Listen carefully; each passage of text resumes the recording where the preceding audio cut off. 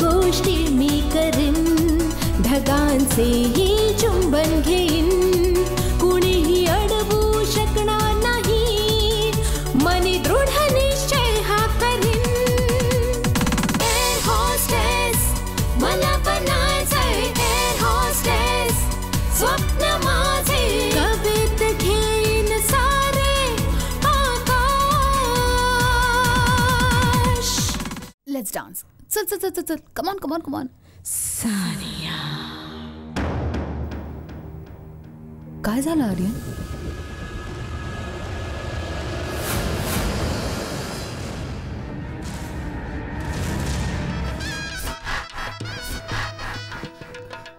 रमाकांत भाऊ, भाऊ थांबवा या ना. हे बघ आर्यन, जोपर्यंत ही पार्टी चालू आहे मला तुम्ही दोघं अजिबात वेगवेगळे दिसता कामा नये. जर तिचं आयुष्य नरक बनलं ना तर तुम्ही पण कधीच खुश नाही राहू शकणार भाऊ. पण रिंग सेरेमनी आत्ताच्या आत्ता होणार आहे, राईट नाव.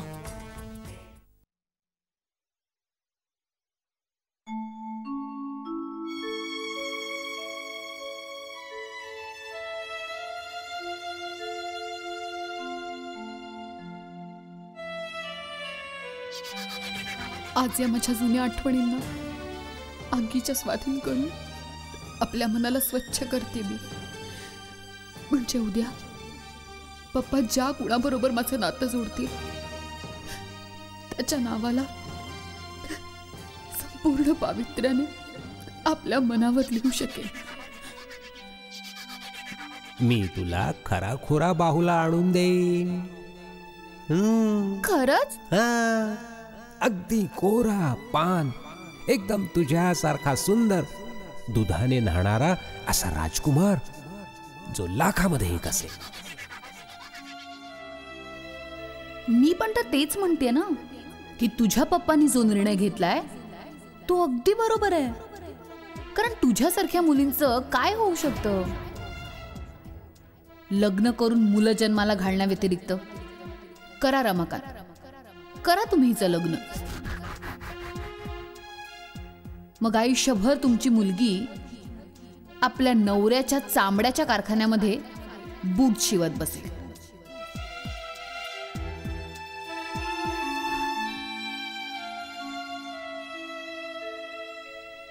काही सुचत नाहीये परमेश्वरा, काही सुद्धा सुचत नाहीये. चारही बाजूला अंधारच अंधार आहे. परमेश्वरा, अज्ञानाच्या अंधारामध्ये मी खूप हात पाय मारतोय परमेश्वरा, पण कोणताच मार्ग सापडत नाहीये. कोणताही मार्ग सापडत नाहीये परमेश्वरा. आता तूच मार्ग दाखव परमेश्वरा, आता तूच मार्ग दाखव, तूच मार्ग दाखव.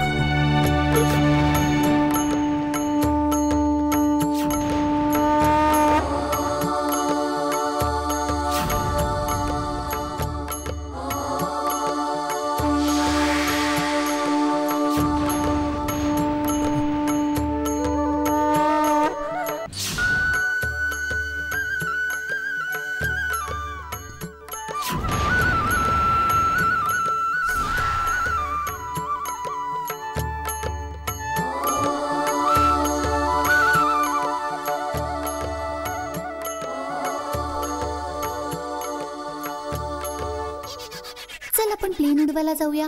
तुला आता सारखं सारखं प्लेनच उडवायचं असतं. अगं चल ना.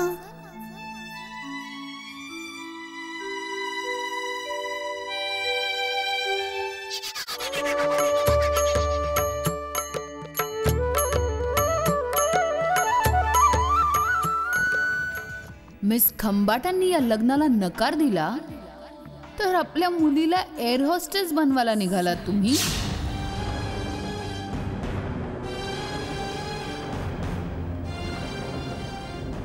म्हणजे ती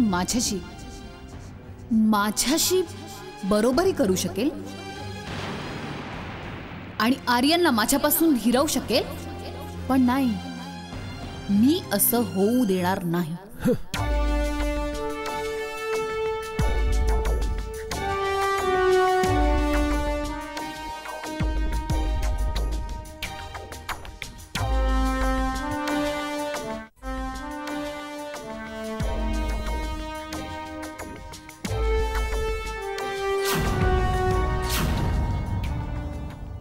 हा साखरपुडा थांबवा.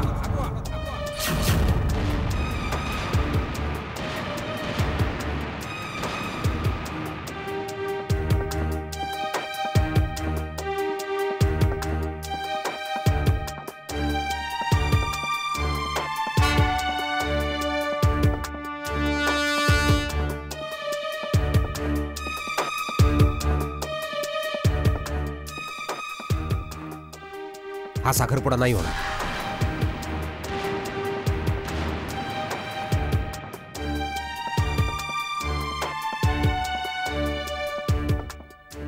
अरे भावड्या, अगं वहिनी, भावड्याला समजाव ना.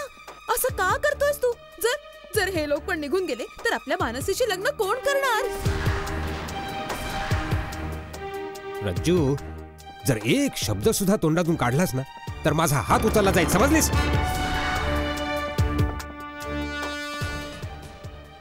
माफ करा पूनमताई,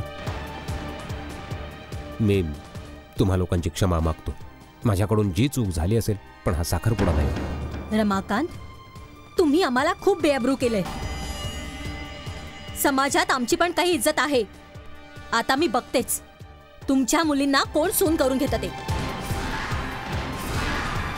समाजात जर तुमच्यासारखे लोक असतील तर मला त्या समाजात माझ्या मुलीचं लग्न नाही लावायचंय. खूप मोठ्या मोठ्या गोष्टी करताय ना. समाजाने वाळीत टाकलं ना तर तोंड दाखवायला सुद्धा जागा राहणार नाही तुम्हाला. हे बघा पूनमताई, माझं तोंड नका उघडायला लावू. समाजाबद्दल बोलताय तुम्ही. एक पत्नी आणि मुलगा असून सुद्धा तुमच्या मुलाचं लग्न तुम्ही माझ्या मुलीशी करायला आलात.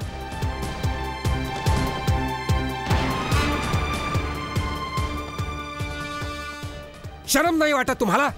मी मनात आणलं तर आत्ताच्या आत्ता तुम्हाला पोलिसांना बोलावून आत टाकू शकतो. काशी, याला बाहेर जाण्याचा रस्ता दाखव. चल चल चल बाळा. मम्मी ती अंगठी 25,000 अरे राहू दे तुझी अंगठी. पोलिसाचं लफडं होईल. चल आधी लवकर. चल लवकर. नाही आम्हाला नाही करायची. चल जाऊ दे, आम्हाला पोलिसांचं लफडं नकोय. हा साखरपुडा नाही होणार. तुम्ही लोक जाऊ शकता. तुम्ही नका जाऊ. अरे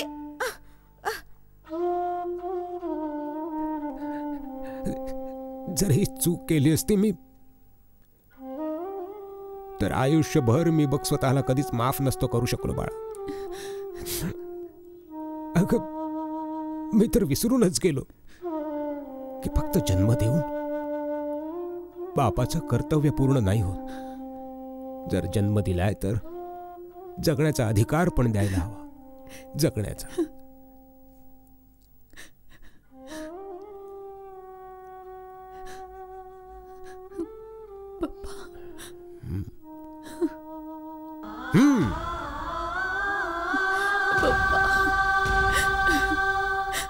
बाय गॉड, परमेश्वर माझ्या तोंडून वाईट कधी ना निघो.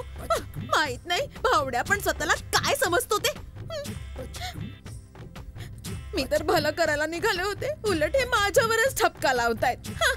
ज्या घरात इज्जत नसेल त्या घरात शशिकलाच राहू शकते. राज्य नाही राहू शकत.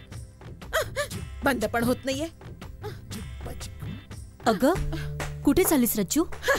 पाहिलं नाहीस का वहिनी, बाहेर जो सिनेमा चालला होता त्याचा द एंड करायचाय मला.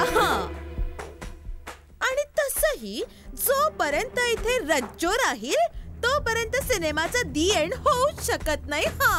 वेडी झालीस का तू रज्जू? बाहेर कुठला सिनेमा चालला नव्हता. रज्जो ज्यांना जायचं होतं ते गेले आता. भले मला जायला नसेल सांगितलं कुणी, पण भावड्या सगळ्यांसमोर माझ्यावर हात उचलण्याबद्दल बोला तर खरं ना.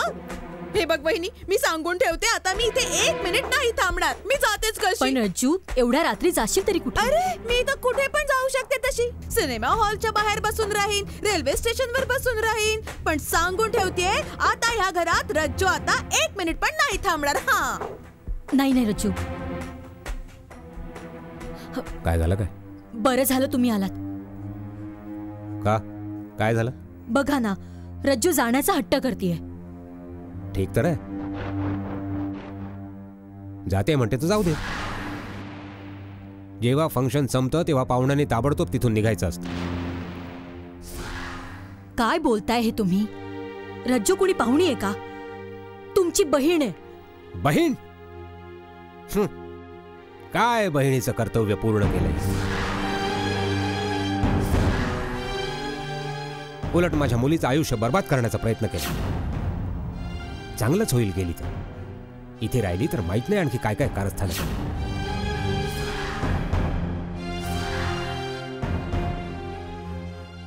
समजलंय का तुला?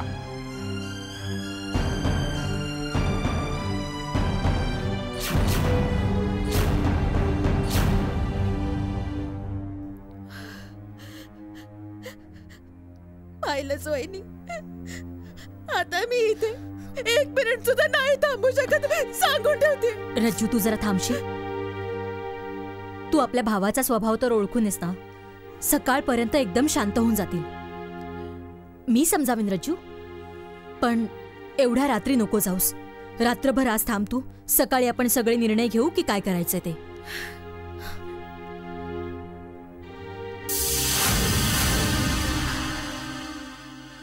सकाळ व्हायला तर अजून खूप वेळ आहे वहिनी.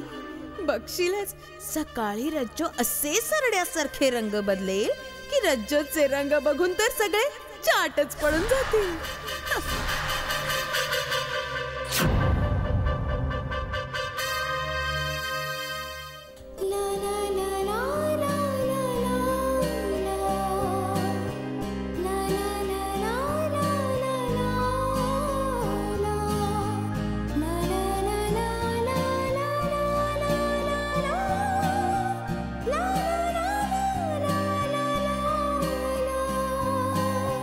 धडधड वाढे उरी ह्या, कसली ही देवा परीक्षा. दूर होऊनी त्याच्या पासूनी जगू कसे ते सांगाना. धडधड वाढे उरी ह्या, कसली ही देवा परीक्षा.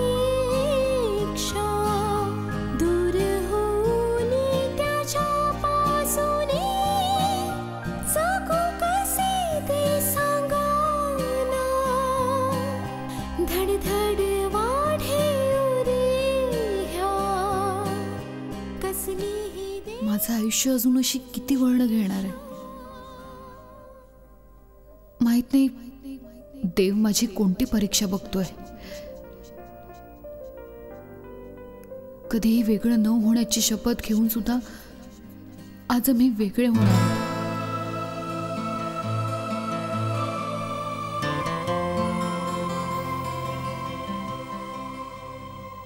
पण ही काय परिस्थिती आहे? मला माझा मार्ग समोर दिसतोय आणि मला हवं असून सुद्धा मी तिथपर्यंत पोहोचू शकत नाहीये. माझं प्रेम परत मिळवू शकत नाहीये. मला आजही आठवतंय जेव्हा आर्यन आणि मी एकत्र जगण्या मरण्याची वचनं घेत होतो. अगं काय झालं? सोड ना आर्यन, जाऊ दे मला. आता नाही. संध्याकाळ व्हायला आली. पण झाली तर नाहीये ना? घरी पोचता पोचता अंधार होईल रे. तू निघून गेलीस तर माझ्या आयुष्यामध्ये अंधार होईल. हे काय बोलतोयस तू आर्यन? माहित नाही मनसी, जेव्हा तू नसतेस जवळ तेव्हा तुला गमावण्याची भीती वाटत राहते. आणि जेव्हा मी जवळ असते तेव्हा वाटतं तू माझ्यापासून कुठे दूर न निघून जाऊस. तुला आपल्या प्रेमावर विश्वास आहे ना? प्रेमावर तर आहे मनसी, पण माझ्या नशिबावर नाहीये. माहित नाही का मनसी, जेव्हा माझ्या आयुष्यामध्ये खूपसा असा आनंद येतो ना, तेव्हा माझ्या नशिबाचा माझ्यावर जळफळाट व्हायला लागतो. कदाचित म्हणूनच मला खूप आनंदी व्हायची पण भीती वाटते. मी लढेन तुझ्या नशिबाशी. बघतेच मी कसं नशीब तुझ्यावर जळतं ते, कसा हिरावला जातो आनंद तुझ्यापासून. आणि जर एखाद्या दिवशी तूच माझी साथ सोडलीस तर? ह्या जन्मात तरी ते शक्य नाही आर्यन. नाही. प्रॉमिस?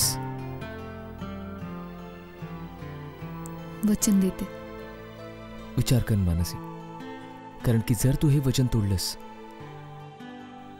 तर मग आपण पुढच्या जन्मात भेटू.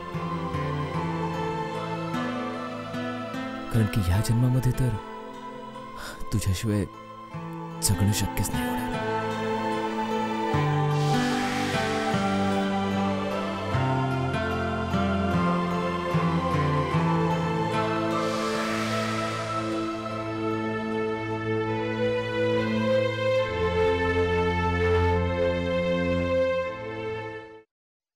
मानसी,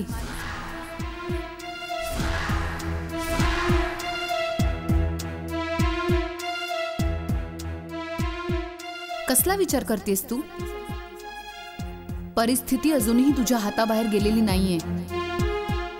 जा तू आणि वाचव आपल्या प्रेमाला. नाही, माझं प्रेम इतकं स्वार्थी नाहीये. ते कधीच कुणाच्या आनंदाच्या आड येऊन उभं राहू शकत नाही. तुला काय वाटतं, आपलं प्रेम गमावून बसल्यावर आर्यन कधी आनंदी राहू शकेल? त्याला आनंद शोधावाच लागेल. आपल्या ह्याच नवीन आयुष्यामध्ये आनंद शोधावा लागेल, जसा तू स्वतःचा आनंद शोधलास स्वतःशी खोटं बोलून. मानसी, मनाला विचार, तू खरंच तू सुखी आहेस आर्यन शिवाय? हा विचार सुद्धा आता मी सोडून दिलाय. परत खोटं बोलतेस तू. तू आपल्या आयुष्याच्या बाबतीत विचार करणं नाही सोडलंयस, पण तू तुझ्या आयुष्यात पूर्णपणे हरलीयस मानसी.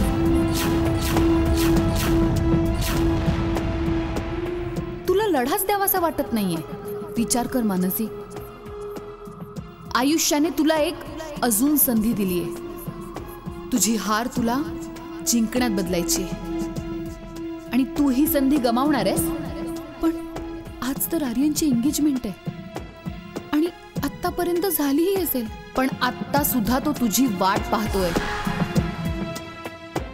तुझ्या फक्त एका हाकीची वाट पाहतोय. तू त्याला फक्त एकदा साथ घाल, मग बघ तो सगळं काही सोडून तुझ्याकडे धावत येईल. कारण की तो सुद्धा तुझ्यावर तितकंच खरं प्रेम करतोय जितकं तू त्याच्यावर करतेस. जा मानसी, वाचव तू आपल्या प्रेमाला. जर आज तू आपल्या प्रेमाला नाही वाचवलंस तर तू ते कधीही नाही मिळवू शकणार. जा मानसी, वाचव त्याला. वाचव आपल्या प्रेमाला मानसी, वाचव आपल्या प्रेमाला.